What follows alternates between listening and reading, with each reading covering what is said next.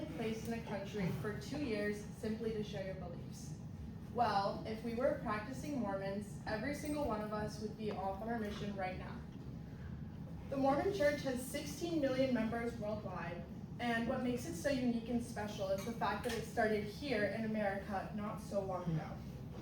Me and my partner, we researched current and ex-Mormon accounts, different academic records, and even the Church of Mormon itself to develop an understanding on this unique cult culture. Through its history and deep commitment to family, the Mormon faith has grown into a distinctive cult culture that blends tradition, belief, and community. In our speech today, we're going to start by talking about the origin story of Mormonism, move on to family and community, then Charlotte's going to talk about missions, and then move on to Mormon values. So, the origin story starts in 1830 when Joseph Smith was a young boy and was met by Angel Moroni. Angel Moroni is the symbol of the Mormon Church right here, and whenever you see a trumpet, whenever you see the symbol of the Mormon Church, it's most likely Angel Moroni. And Angel Moroni told Joseph Smith where to find gold plates that have ancient Egyptian hieroglyphics on it that tells the account of Israelites who left Jerusalem in 600 BC to come to America for religious freedom. And according to the Mormon Church, when Joseph Smith turned 21, he found the book and used 2 different ways to translate it. He first used these spectacles that had a special type of gem that would translate the words, and then he also would use this seeing stone, which is like this chocolate colored egg-shaped stone that he would put into a hat, and the words would magically appear on the hat. And while this all may seem crazy now, this was a time of folklore and folk magic in America, so we started to gain a lot of followers. Also, a man who was previously uneducated and not religious, being able to crank out 239 chapters was impressive work, making it all more credible. So in 1847, unfortunately, Joseph Smith was killed by an angry mob because of people not agreeing with his beliefs, and he also was in a polygamous marriage, which means he was married to multiple people. And so in 1847, his followers, after he passed, ended up moving out west in search of religious freedom, and they built temples, communities, and developed thriving industries out in Utah, making Utah the spiritual and cultural center for this cult culture. So now that I've talked about the origins of Mormonism, I'm going to talk about family and community.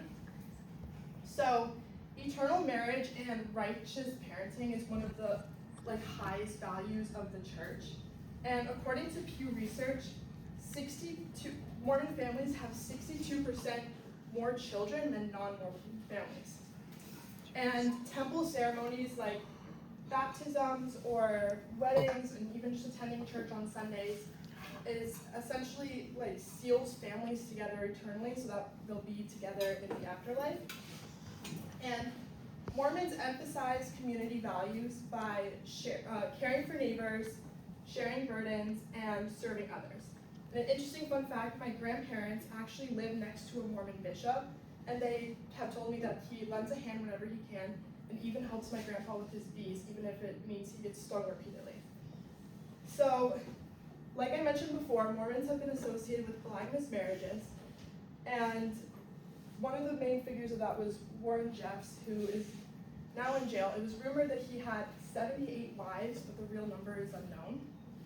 And now polygamous marriages are forbidden by the Latter-day Saints Church and are illegal in the United States. Now that I've talked about community and family in the Mormon Church, Charlotte's going to talk about the missions that they go on.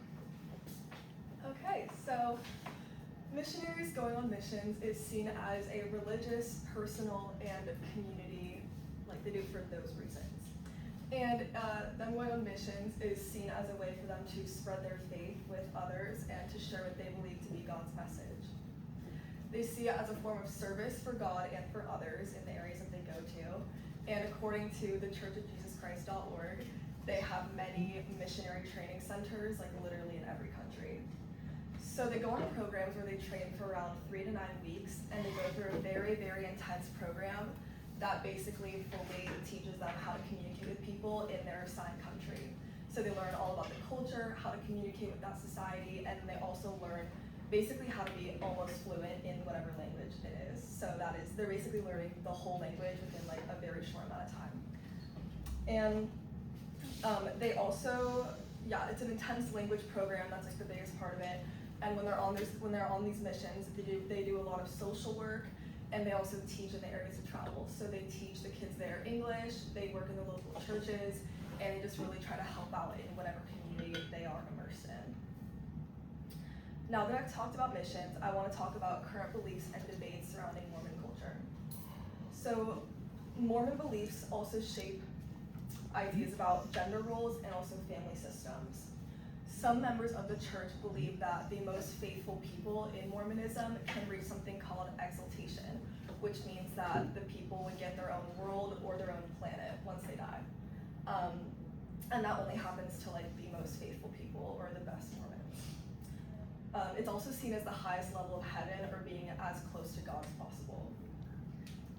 In modern society, there's also a big notion of tradwife culture. So there's a lot of popular shows such as The Secret Lives of Mormon Wives that kind of give you an insight to what it is like being a Mormon kind of housewife. And also there's a big wave of tradwife culture on social media, such as influencer Nara Smith or Ballerina Farm, who have had a little bit of controversy in the media because it is promoting kind of a more standard, easy lifestyle that some people have argued is not as progressive as current society is trying to be. So we'll show you a little clip of Nara Smith and Ballerina Farm's TikTok of their day in the life. It's muted, but You can see the idea. yeah. Kind of very standard cooking, and then they're usually, in these videos, they're usually surrounded by like 10 or 12 kids while their husband is outside working. Yeah, just very kind of simple life. So yeah, that is there's a lot of current debates surrounding tradwife culture. And also a lot of people really enjoy learning about it because they kind of get info through these really, really popular TV shows. Mormonism has a long history, strong family values, and modern debates that show how the religion continues to influence people to this day. Through its history and deep commitment to family, the Mormon faith has grown into a distinctive culture that blends tradition, belief, and community all together. Today we looked at the history of the church, how family and community shape their daily lives, and why missions are still very relevant to this day. And also how current beliefs create both faith and controversy. Understanding Mormon culture matters because it highlights how religion can shape identity, tradition, and even modern debates in ways that affect communities all around our world.